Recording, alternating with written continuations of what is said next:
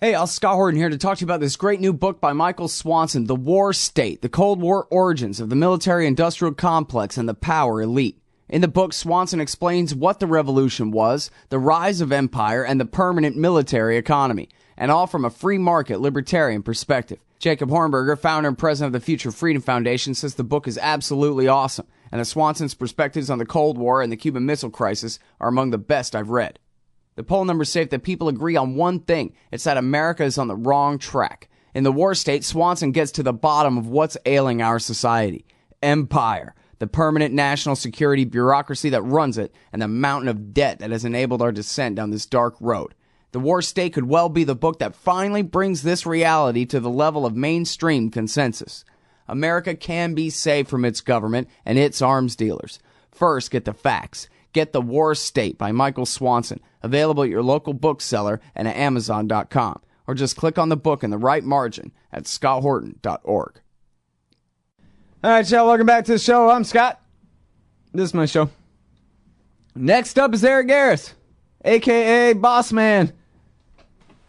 He is the founder and everything of antiwar.com, and of course all the big headlines are that the FBI, Eric, has been investigating you for years because they misunderstood a simple email. Is that right? Welcome to the show. Well, yes, it is. It sounds kind of like a funny story, but it isn't. It's not funny when it's about you, right? And it's not the only reason that they are investigating us. It was just one of the reasons given for targeting us. Right. Well, and it seemed to kind of, I'll let you tell the whole thing, but underlying it all was, yeah, and one time this Garris guy threatened us is basically, the story of the entire investigation, right? Well, I mean, the investigation revolves around revelations that Justin Raimondo made several years ago about possible Israeli knowledge of 9/11. But that was all analyzing documents that were on the internet and were accessible to anyone. But actually the most alarming part, which came out in the latest documents, is the fact that one of the reasons they're targeting us is for statements that were made in mainstream media by our spokespeople. And that's really dangerous. But the incident that everybody's focusing on is quite amazing. In the day after 9/11, we received a threatening email saying that they were going to take down our site. And I mistakenly thought that the best thing to do would be to report that to the FBI in case that developed into something. The FBI took the report, asked me to forward the email, and 4 months later an analyst was reading the report and the email, didn't understand how to read a forwarded email, and wrote that I had threatened to take down the FBI website. And the concluding statement was that I was a known threat to national security and that I should be watched. Right. Well, they even equated... And that particular statement is now in several other government documents without the reference to what actually happened. Well, they even equated that's really scary. A threat to take down their website with a threat to take down their entire system. Right? They conflated those two things. It's as if I had called the local police and said, I've been robbed, and instead of putting my name down under victim, they put my name down under perpetrator. Right. And then, so what's the deal with these documents? Now, it was FBI documents of original initial suspect lists from the FBI that surfaced. They'd been leaked, I think, by Italian banks, right? The FBI had been passing them around European banks, and that was how they got into the public domain. And then Justin just linked to it and said, aha, Mossad agents are on this list. Yes, and they made it sound as if Justin was disseminating classified information, when in fact the information was available on the internet and was being referred to by Carl Cameron in a 4-part Fox News report. Right. Prior to Justin even writing about it. Right. And so then what did this investigation amount to? Because I think, well, I hope it's okay to say, when you sued them, you asked them, well, turn over information that you have on Scott Horton, too, and they said, who the hell is he? Right. We listed all of the, we had all of the antiwar.com staff fill out requests, and they said, we don't have anything on Scott Horton, we don't have anything on Jason Ditz, etc. But in the case of Justin and I, they were mum. Oh, great. So now I'm on the list, too. Thanks a lot. So we made 3 FOIA requests and got nothing. And then when we sued, the first thing they said was, we don't have to give you anything because it's all protected, exempted documents that can't be released because of national security. And even the latest documents we got, which are close to 100 pages, 90% of it is redacted. So we still don't know what is in most of them and what they're saying about us. Well, the good news is the story broke all over again, and everybody cares this time.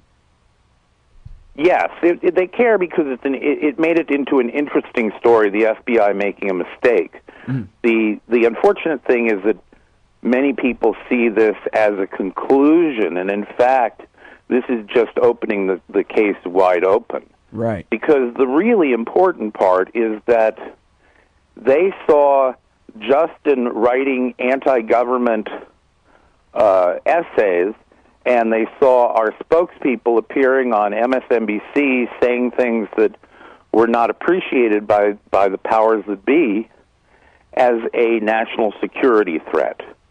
That basically they have inflated First Amendment activities into suspicious, if not criminal activities. Right, and see, that's the criminal part of what they did, is they've used their national security powers, which is a much lower threshold of evidence, a so-called reasonable belief, as opposed to probable cause, to even continue investigating you, too, right? That's correct. And, you know, one point is that as far as we know, the investigation, although we have evidence that went on for 6 years, we don't know that it's ended. And number two, much more is being done today than was done 5-6 years ago in terms of surveillance of people and in terms of targeting people who say things against the government. Right. Well, and this does fit in with what we had found out already about even the military being used to watch some anti-war groups, right? That's right. These agencies work together, and they share information, and they assign the duties of who's going to target, harass, and interfere with people in different ways. So you have the FBI doing one thing, the IRS doing another, the military doing another, the NSA doing another, all targeting everyone. Right. All right, everybody, that's Eric Garris. He's the founder and the webmaster and the everything running antiwar.com over there. Thanks, Eric. Thanks, Scott. All right, so listen, go to antiwar.com right now, guys, and the top headline is FBI monitored antiwar.com for 6 years. That's Spencer Ackerman. And then there's the ACLU press release. And then Marcy Wheeler, of course, has a brilliant write-up, and there's another one at techdirt.com that's really worth looking at. This is a very important story. It just happens to be about our guys. So check it out. Antiwar.com today. Hey, y'all, Scott Horton here for WallStreetWindow.com. Mike Swanson is a successful former hedge fund manager whose site is unique on the web. Subscribers are allowed a window into Mike's very real main account and receive announcements and explanations for all his market moves. The Federal Reserve has been inflating the money supply to finance the bank bailouts and terror war overseas. So Mike's betting on commodities, mining stocks, European markets, and other hedges against our depreciating dollar. Play along on paper or with real money, and then be your own judge of Mike's investment strategies. See what happens at WallStreetWindow.com. Fact. The new NSA Data Center in Utah requires 1.7 million gallons of water every single day to operate. Billions of Fourth Amendment violations need massive computers and the water to cool them. That water is being supplied by the state of Utah. Fact: there's absolutely nothing in the Constitution which requires your state to help the feds violate your rights. Our message to Utah: turn it off.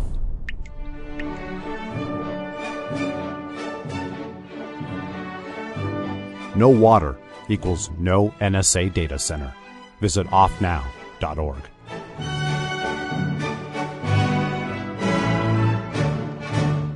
Hey, y'all, Scott here for MyHeroesThink.com. They sell beautiful 7-inch busts of libertarian heroes: Ludwig von Mises, Murray Rothbard, Ron Paul, and Harry Brown. I've got the Harry Brown one on the bookshelf now. Makes me smile every time it catches my eye. These finely crafted statues from MyHeroesThink.com make excellent decorations for your desktop at work, bookends for your shelves, or gifts for that special individualist in your life. They're also all available in colors now, too. Of course, gold, silver, or bronze. Coming soon, Hayek, Hazlitt, Carlin. Use promo code Scott Horton and save $5 at MyHeroesThink.com.